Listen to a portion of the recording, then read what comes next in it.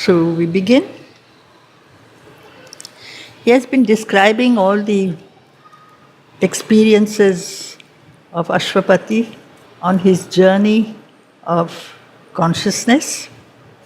But then he says in the next section that at first these are not permanent. These are a while they endure, and then they seem to be again they seem to fall back because there is a need in the lower nature to call back the small familiar selves, the need to rest in a natural pose of fall. As a child who learns to walk can walk not long, replace the titan will ever to climb. So you have this duality in our nature.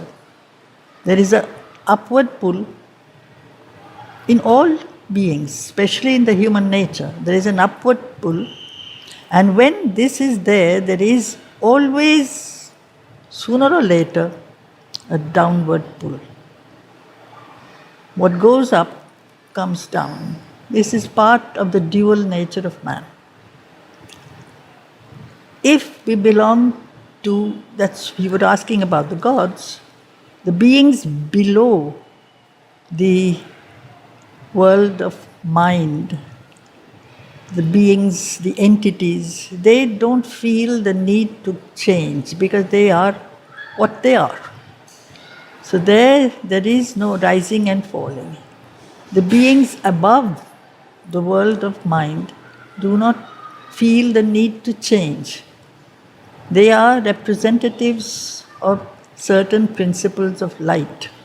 It is man only who has been given this ability to evolve. As well as, you can say, devolve. He goes up, he comes down.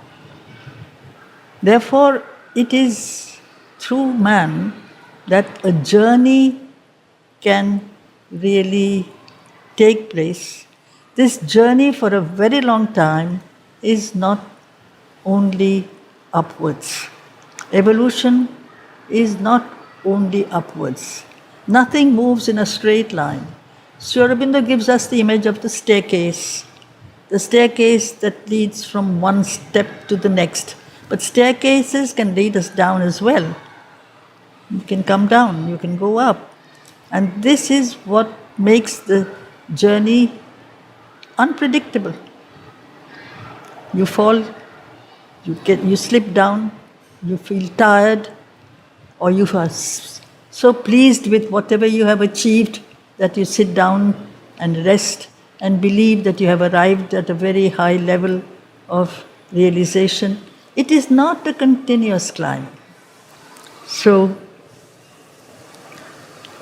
an old pull of subconscious cord renews, because that is our origin.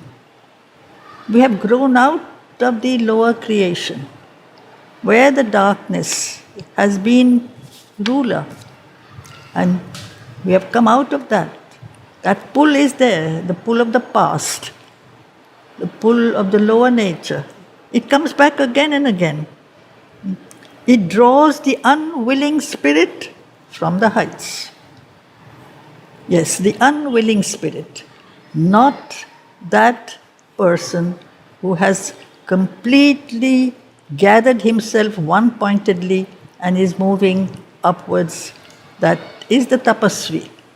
But otherwise, there is a part of the nature that has the need, the desire to climb upwards. He finds that it has to be accompanied by effort. The spirit needs the, you might say, strength, endurance, effort to climb. After a while, there is tiredness. You want to rest. You can't climb continuously. So there is a rising and then either a fall or at least an absence of progress. Because, or he says even more, a dull gravitation drags us down to the blind driven inertia of our base. This gravitational pull of inconscience, because the inconscience also is almighty. It is the seat of all evolutionary starting, it's the start of all evolutionary movement. It is extremely strong, and its pull is very much there. Or the blind driven inertia. Driven by what? That same force of inconscience. Inertia is there. In our nature, there is inertia, but inertia is not static always. There is a push that does not come in the field of, say, matter. The stars rotate, the atoms move in their orbits, the human existence goes in and out, up and down, unknowingly, unconsciously, without any participation of our conscious will. We live, but we don't know how, why, where we are going, if at all there is a goal. And so there is a universal energy driven by some universal prakriti, some force, which either it is blind or we are blind to it, or we are part of this universal blindness and darkness. And this is our foundation. It's very difficult to come out of this original, absolute, unconscious force. It is force. There is a conscious force above, there is an unconscious force below. This unconscious force, or seems to be an automatic play of energy, but it is energy all the same. Everything in nature is pushed by this energy. No one knows why. No one knows why the mountains go up. Someday the mountains too die. The stars rotate. The earth turns around the sun, not understanding why she does so. So there is that sense of ignorance and unconsciousness. And movement is there. Man is part of that world also. But if this is the case, then is there a solution? Or are we part of this continuous journey of rising to fall, and then again making an attempt to rise again, to fall again, which seems rather pointless. But then there is another interesting line that follows. This too, the supreme diplomat can use. This is part of the divine plan. A diplomat, when he does or says something, doesn't do it in a very straightforward, obvious manner. There is, behind the outward appearance of things, there is an intention, there is a purpose that is always there but not made obvious. Well, the divine is also a diplomat. If he has created the universe, he has a purpose behind this creation. If the universe seems to rise and fall, if man is part of this play of rising and falling, this is also part of his plan. And it is not just to leave us in this continuous rising and falling like a yo-yo. It's not just that. There is a purpose. Why is he? For into ignorant nature's gusty field, there is gusts of wind, force, push, drive. But nature herself is not pushing, she is being pushed. We are not really growing, we are not leading our lives, we are being led, we are being driven. Until a point may come when we take charge of our journey. Until then, we are at the mercy of all kinds of different forces. the forces, energies, powers which are there, they are everywhere, but in the lower creation, in the apara prakriti as it is called, they seem to be unconscious, automatic. Essentially, nothing is unconscious. In the unconsciousness also, there is a divine essence and a purpose. But outwardly, that is how it seems. And so, into the half-ordered chaos of mortal life, man is caught in between this play of something pushing him from all sides into the darkness. He has no control of his journey, and yet within him there is a spirit, there is a flame that wants to rise. There's something that wants to go up, something that wants change and light and God and immortality and perfection and joy, and something in him that is unable to realize this. This is the duality, and this is where there is the greatest amount of struggle. In the lower creation, there is no struggle. They accept their state. A stone accepts to be a stone. Man is also a stone from time to time. But something in him, at a certain stage, refuses to remain a stone. Something grows out of him. So into this ignorant nature's gusty field, the formless power, the self of eternal light. Power is energy, self is consciousness. Above there is this consciousness force, below is also consciousness force. This consciousness force seems hidden within layers of unconsciousness. So this power, this consciousness, follow in the shadow of the Spirit's descent, the involution of the divine that plunges into the darkness and makes the darkness, disturbs the darkness by its presence. This is the important thing. There is a churning, there is a disturbance. And because there is disturbance, there is suffering. Because there is a suffering, there is a need for man to break out of that suffering. We have to fall, we have to get hurt. And then we say to ourselves, I have to find a solution. This can't go on. I get hurt, why? Because somewhere in me there is a perception of what it is not to be hurt. What is perfection, what is joy, what is beauty, what is ananda. Without knowing, I know. And that is why when the opposite happens in my life, in my being, there is a reaction. That is why the twin duality, forever one, chooses its home with the tumults of the sense.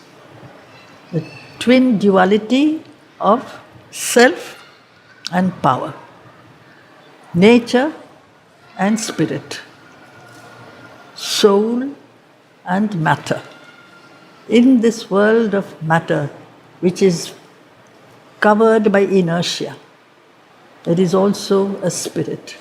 This spirit wants to break out of the inertia. The dead weight of matter drags it down again.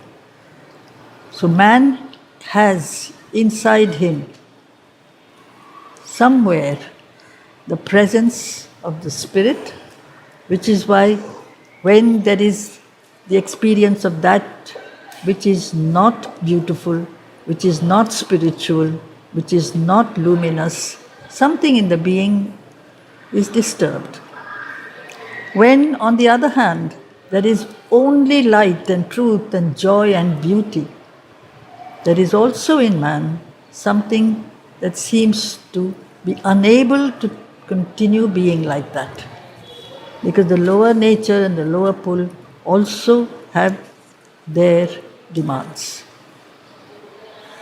So it is in this intermediary being called man that the experiment of evolution is really very, very intensely taken up. Man is this being alone who at every step is given a choice. Which way will you proceed? Will you proceed upwards or will you proceed downwards? The possibilities are always there.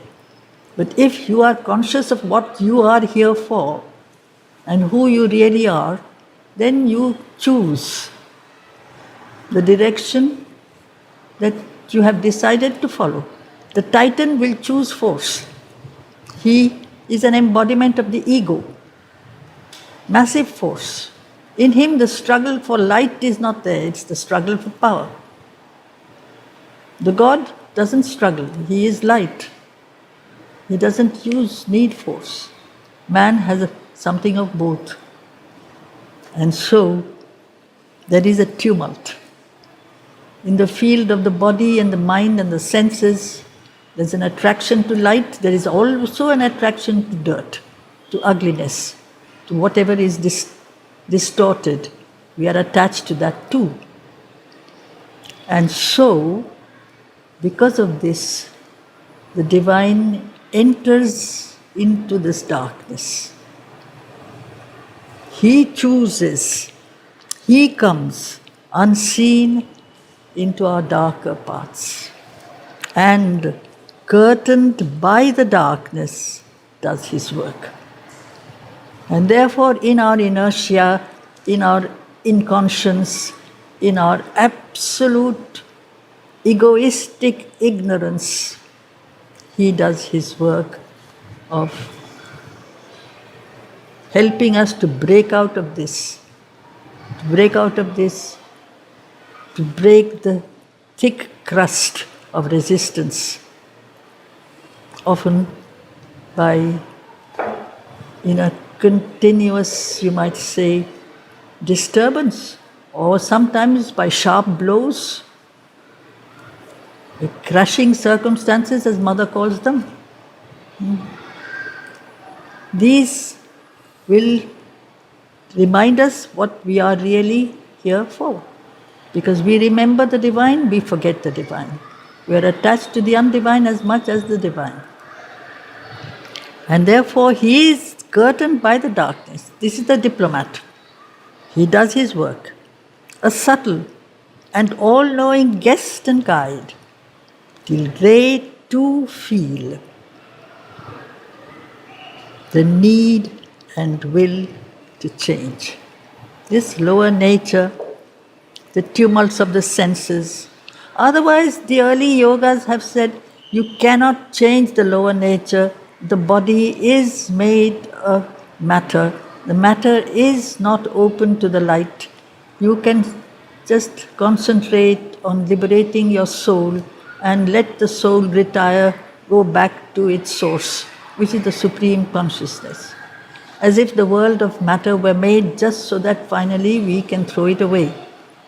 And according to Sri Aurobindo, this is not acceptable. This world of matter and nature is also his creation. He is present in every particle of his creation. We may close our eyes to his presence, but he is there. And therefore he disturbs us by his presence, sometimes in the world of, through the experiences of pain, of struggle, of, you might say, where we lose our way, we don't know where to go, what to do.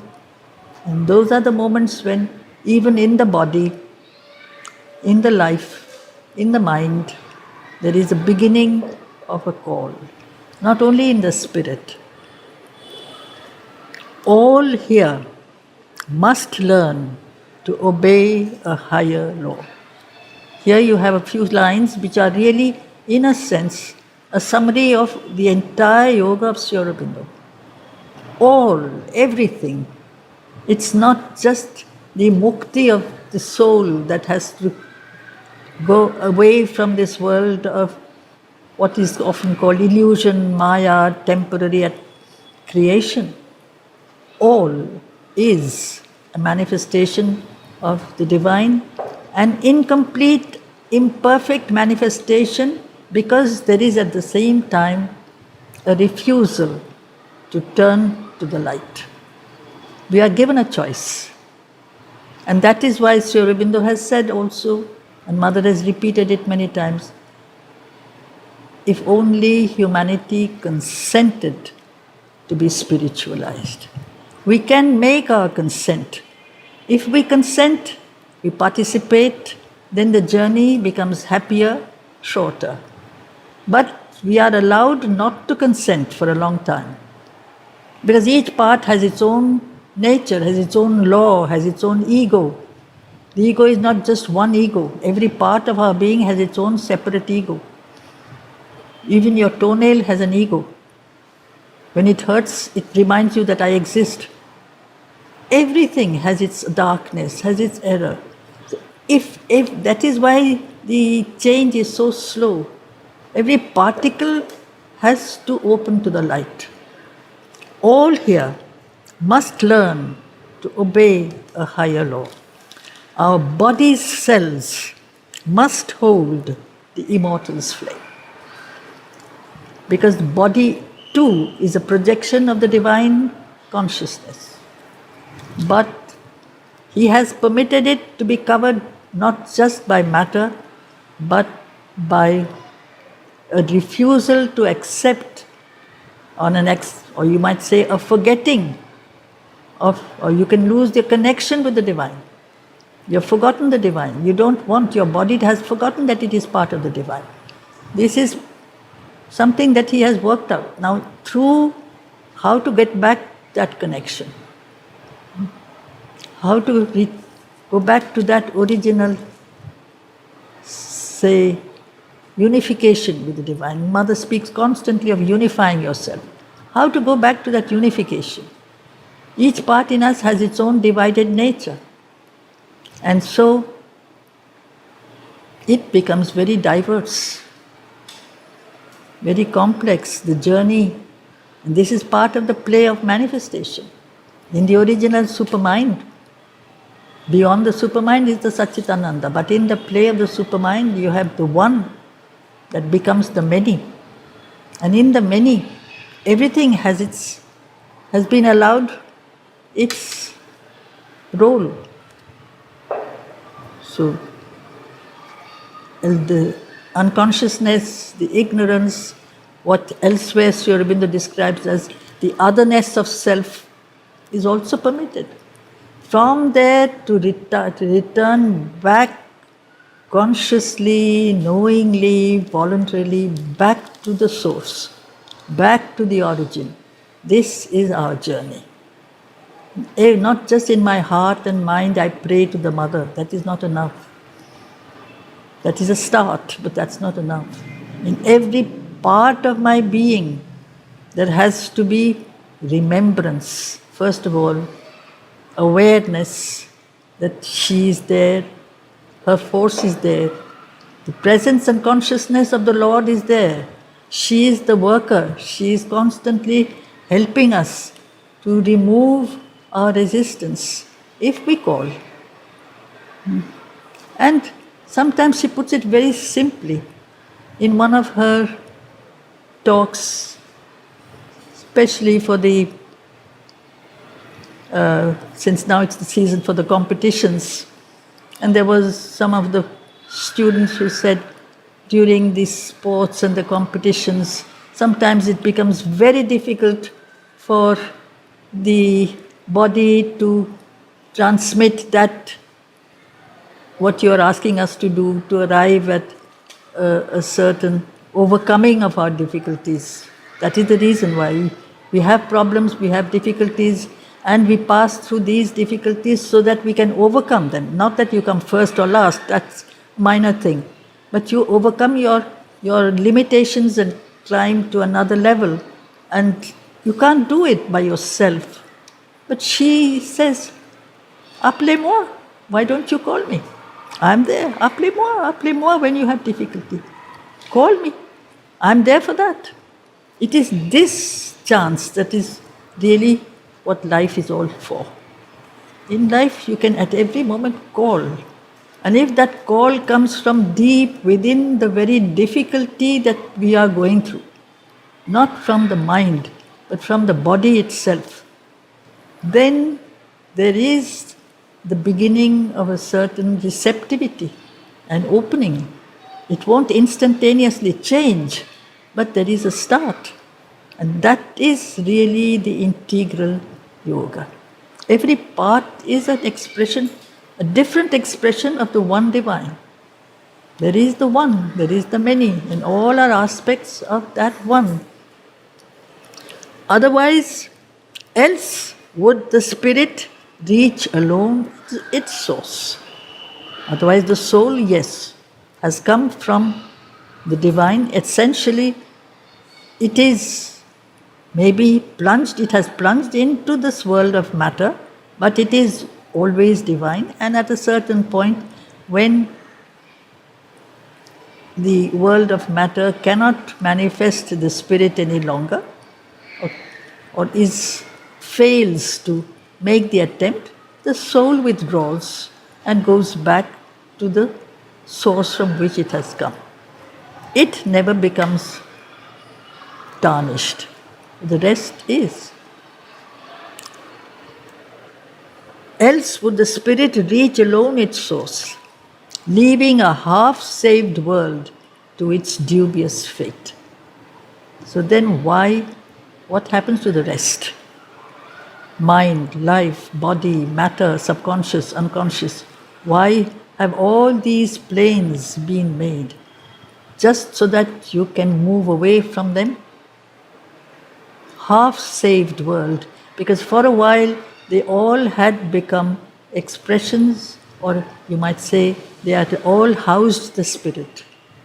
At some point, the spirit finds that this being is unable to or unwilling to house the spirit willingly. So it withdraws.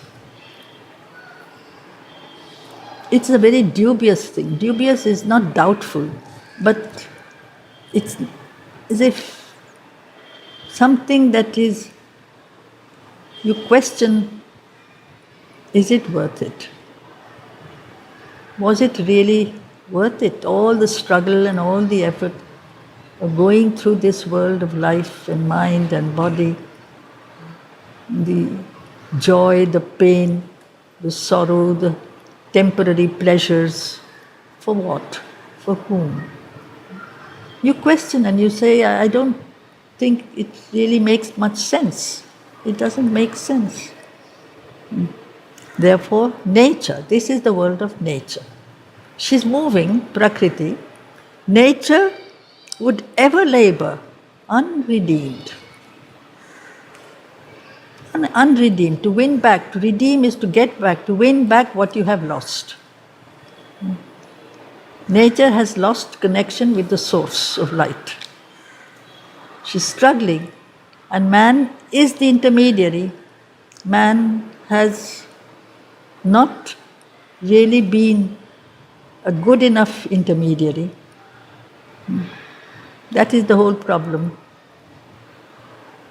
That is something that they, in the book and in Mother's and Sri Aurobindo's talks, even if there is one person who is willing to take up this yoga and arrive at its fullness, it will be a proof that it can be done. One man's perfection still can save the world. Otherwise, it is as if the world is there just for us to, it becomes a hindrance, it becomes a difficulty, it's something therefore you have to get out of as fast as you can, or as slowly as you can, depends on each one's nature and purpose. So, nature would ever labor. She is laboring. She is the mother power. She wants to be liberated. She starts her journey in the mud. There is the Paraprakriti, the Supreme Shakti on the heights. But in the depths is the lower Aparaprakriti, the automatic energy. She wants to be liberated from this unconscious cage But she is not freed from this. Our earth would ever spin unhelped in space. It's just spinning in space. It's not going anywhere. Because who is going to help? Man. Man, with his conscious choice, can take charge of his journey towards the light. The light is there forever. It is there above, it is there within, it is there below. But because we have so many other things as well, and we are very often distracted by the outer other things, as you can call them, the surface life, the surface nature, all the things that are so attractive until you realize that they are not really very, very attractive because they are very short-lived. So it is just, by then it's too late. Again and again you say, I have come to die. Now I can't cope anymore. I've spent all the energy I had and now I have to give up. So earth would ever spin unhelped in space, moving round and round and round the sun, the source of light, the source of truth, and without realizing why, she turns to the light, she turns away from the light, so there is day, there is night. There is an acceptance of light, there is a rejection of light in our psychological nature. And then this immense creation's purpose fails. The purpose of creation is that this world of manifestation has to become an expression of the origin, from where it came, an expression of the divine. This earthly life has to become the life divine. That is the whole thing. Not leaving this earthly life to go into some kind of contemplation of the light above, but making this earthly life in the body, in mind, in life, an expression of that same divinity that is there present in our spirit. The two are not one. The twin duality are forever one. Spirit and matter are two aspects of the same. But if this is not so, this immense creation purpose failed, till at last the frustrate universe sank undone. The universe would simply realize it has not reached or fulfilled the purpose for which it was created. When you don't fulfill the purpose for which you have started an attempt, you are frustrated. So you have not really been able to do what you wanted to do. The universe was meant to manifest the Lord and the divine force. The universe has failed. It is this the purpose sometimes of the problem. It is there in Mother's story of creation. She tells the story in a very simple manner, but she had created these four original principles of light, of consciousness, of truth, of joy, and of life. And she had projected them out of herself, and she had said, now you four take charge of this universe, create a world, manifest yourself in a play of multiplicity. And each of them got so thrilled by that responsibility that was given to them. They felt they were the authors of their creation. So that moment the ego for each of them manifested itself, and that moment light became darkness, truth became falsehood, consciousness became unconscious, and life became death. So this is the origin of perversity. They got twisted like a long rope. And so she puts it very simply. She turns back to the Lord, who is watching behind. He is behind her, he is watching undisturbed. And she said, it didn't work. Ce n'est pas fameux. What do I do? So he says, start again. But this time, don't give them such a long rope. Hold them in check. The second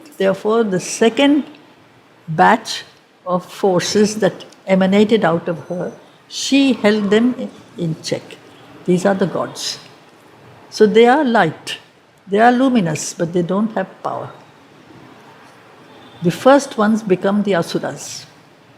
They have lost connection with the light because they have twisted, but they have power. So this is the whole play. When these forces that have, you might say, revolted against the divine, they make their surrender, then the earthly life can change. And there is a very beautiful line later on in Book 10 where a mother's arms are stretched out in love towards her rebel sons. These are her rebel sons, these 4 great sons. But they are her firstborn sons. And when they come back to her, they make their surrender. Then we can have a transformed earth. And it is therefore the secret of this yoga of Sri Aurobindo, surrender. Because the ego does not like to surrender. It has a sense of its own individuality. The true individual is not the ego. The true individual is the divine presence inside. But the ego has taken over. And man thinks that I am capable of taking charge of my own future, my destiny. I don't need anybody's help. And so then the divine says, all right, you go ahead, try. And so this happened also to him. Even his godlike strength. We come back now to the experiences of this particular rishi who is one in the front of the immemorial quest. The beginning of the canto, this was the line. He is ahead of the rest of the human race. He is the guide, he is the leader. Even this person, even his godlike strength to rise must fall. That is part of the plan. His greater consciousness withdrew behind. Dim and eclipsed, his human outside strove. The greater consciousness became dim. This is our story.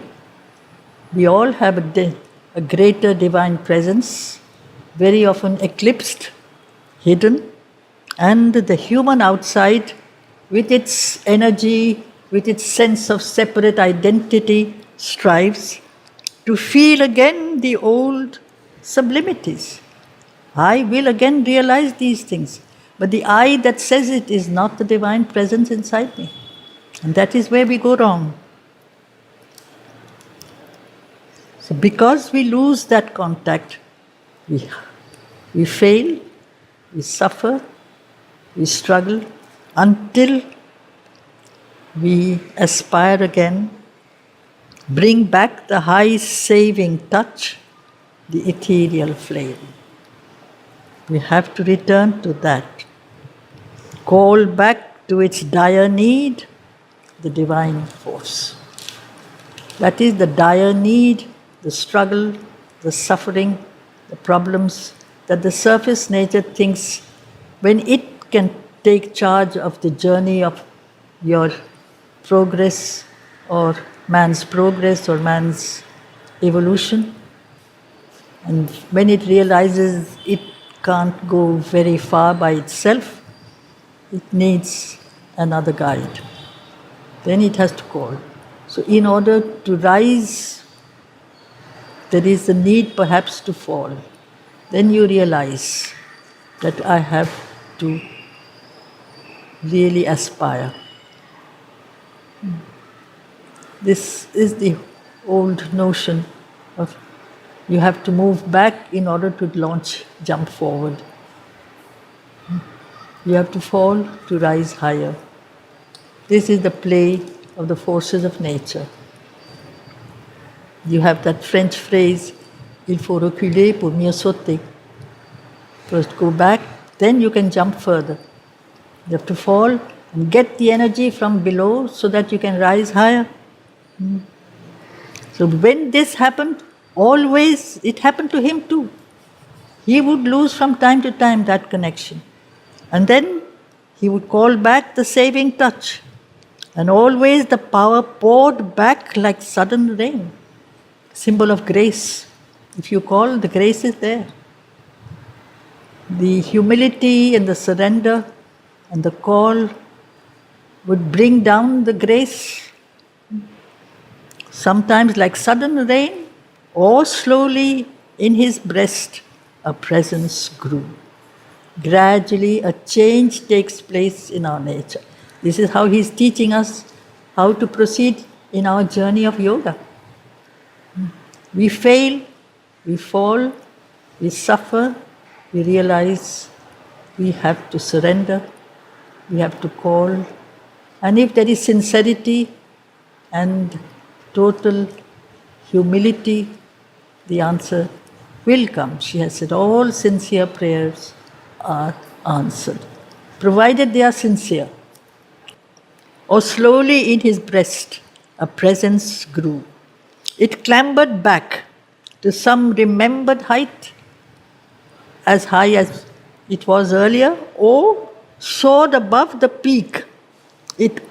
Or soared above the peak from which it fell. Either it rose as high as before, or because before lower, rose above the peak from which it fell. So this is the journey of rise and fall. You fall lower to rise higher than before. It's a very uneven journey. It's not a straightforward journey. In the world of matter, in the physical world, as well as in the vital world, as the mental world, there is no straight journey. Nothing moves in a straight line. In the material, physical world, there is air, light, water, everything moves in waves, in cycles, in circles, and not in a straight line. Then the same pattern is followed by man's life. We too are part of this. So when we fall, sometimes forget that perhaps it is a blessing. It is a chance to remember, to call, to surrender.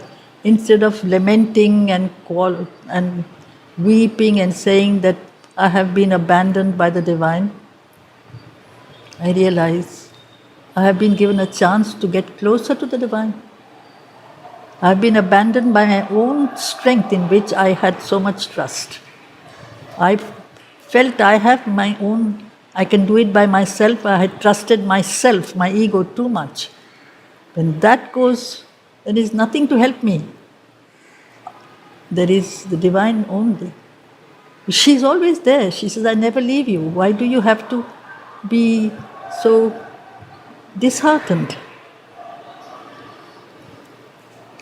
So it clambered back to some remembered height or soared above the peak from which it fell. Each time he rose, there was a larger poise. So this slowly it becomes more and more steady. The light remained in him a longer space.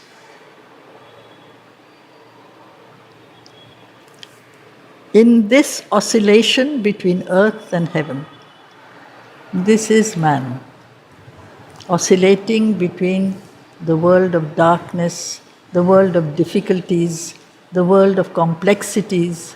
Earth has all possibilities, everything is there. And heaven, which is singular, if you like, is light. Only light and truth, without any of the complexities of the lower creation. In this ineffable communion's climb, that inner connection, communion is a kind of a bond you create from within, not outside. There grew in him, as grows a waxing moon, the glory of the integer of his soul. Otherwise, the soul remains completely hidden in the background. But if we participate consciously in purifying our outer nature by removing from our surface being all that hinders, the soul is allowed to come more and more to the forefront. It becomes an integer, it becomes an entity, it becomes a unit. Otherwise, it is a small flame, sometimes described as big as a thumb. It's just as big as your thumb. Very easy to forget, very easy to ignore. It's constantly there, but I don't turn my gaze towards it. I turn my gaze outwards, I don't turn my gaze inwards. But when that outer nature becomes also an expression of the light, after so much struggle and effort, the soul can manifest in the mind, in the life and the body. You become an integer. It's a union of the real with the unique. Each individual is unique. It's one expression of the divine possibility. The divine is one and manifests himself in the many. A gaze of the alone from every face. That is the earthly change. The one in all things, the presence of the eternal in the hours, widening the mortal mind's half look on things. Otherwise, mind will say, this is low, that is high. This is human, that is divine. I am here down, I am imperfect, he is far away, he is divine, he is perfect. This is where we really are blocked.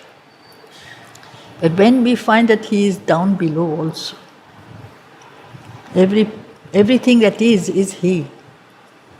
That half look on things becomes entire, bridging the gap between man's force and fate.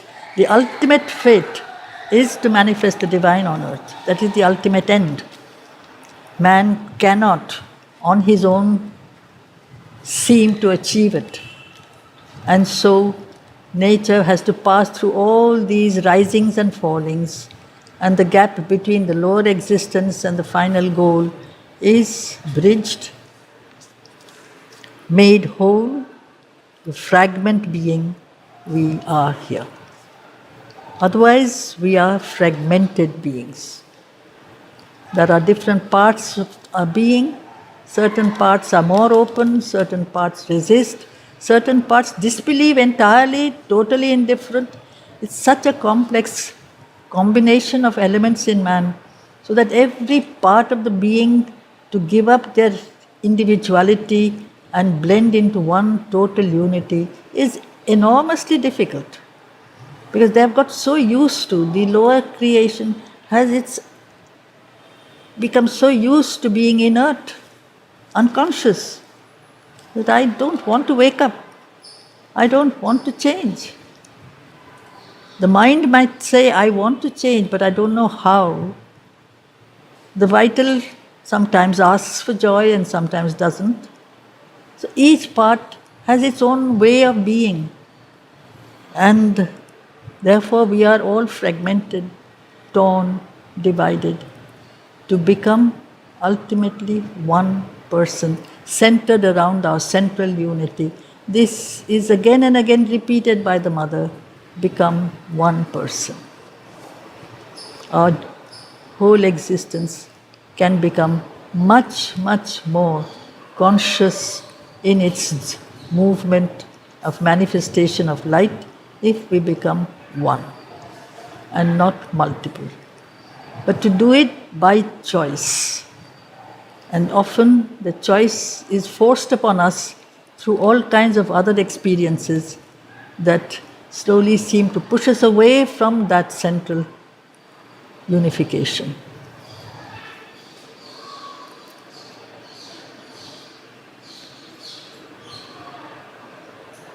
Should we stop there today?